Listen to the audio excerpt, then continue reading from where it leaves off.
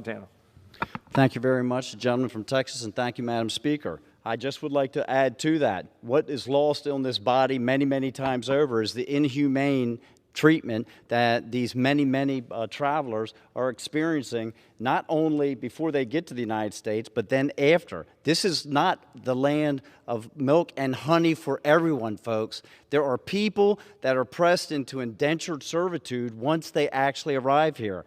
I had the privilege of going down to the Arizona-Mexico border about a month ago with the gentleman from Texas and was able to see firsthand and meet with customs agents and Border Patrol and local law enforcement and the farmers and the ranchers. And what falls on deaf ears is the terrible treatment. They think, our friends from across the aisle, that they're being compassionate by opening up the border and declaring amnesty for everyone. And what they don't understand is that those folks are so poorly treated by the cartels as they do travel north. You can break it into 3 sections. As they travel north, these women are raped, these children are violently assaulted, they are forced and coerced into carrying drugs across the line, and then they're forced to pay $5,000 to $7,000 to try and pay for that passage. And then once they get to the border, they are then forced to carry drugs across the border. And once they get north and they're actually in our country, what happens is many times over, they're forced to pay 25–30% of their weekly income back to a cartel, which then continues to fuel other illicit crimes. Would the gentleman, reclaiming my time for just one moment, would the gentleman be surprised if I recounted to him the story of when I was at the border last year at Laredo, and we were having a conversation with Border Patrol, and went into one of the facilities, and then we're talking to one of the fellows there, and while we were there, through conversations with one of the young men who had come across, frankly, encouraged to do so and come in and meet with Border Patrol in order to try to get across. And he then gave up the location of a stash house in Houston, Texas, where we then went and found that day 50 immigrants in a basement in a house, in a stash house in Houston, Texas, being held essentially for ransom. That these are human beings, the product of a broken system that my colleagues on the other side of the aisle hail as somehow pro-immigrant, when it is decidedly the opposite of pro-immigrant. Would the gentleman agree with that? I would absolutely agree with that. And my good friend from Texas, I think with your fabulous legal mind, you can tell me, as we have this 180 cities across the nation, 11 states that have declared themselves sanctuary places that these folks can go to, could we say that they are complicit in these crimes when they're incentivizing these people to travel north and get trapped into these situations?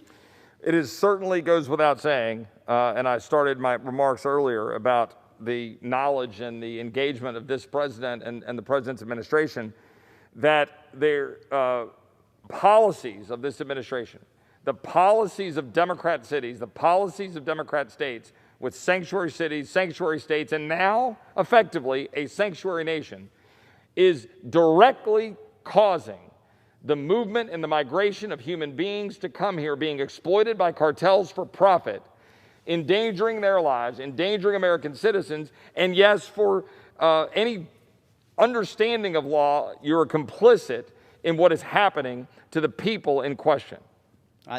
Thank you very much. And then the last point that I would make is my good friend from Virginia who was here earlier made, and that is it impacts every community across our nation. Right. We all are border cities now. And the state of Montana, very proud host to 7 sovereign nations, the reservations, and what happens is they become the target areas for the most widely distribution of methamphetamine and other illicit drugs and sex trafficking, and then those problems begin to spill out into the other communities around there, so the entire state ends up becoming a big problem.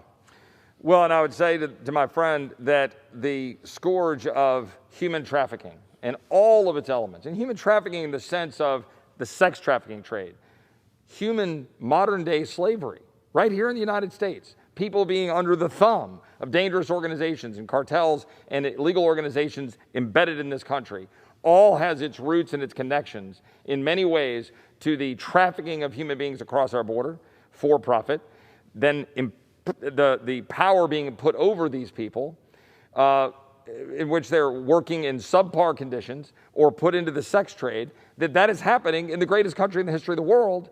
And it's all a direct consequence of accepting and embracing that lawlessness, and lawlessness that starts at our border and is also tied to our lack of enforcement and interior enforcement through ICE and the other cutbacks by my colleagues on the other side of the aisle. It has.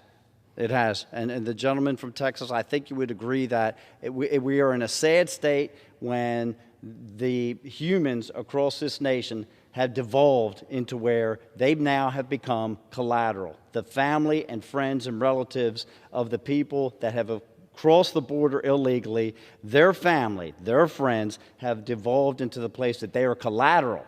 They are collateral to make sure that the payments are made for the people that have actually crossed the border to the north. And with that, I will yield back to the gentleman from Texas. Thank you.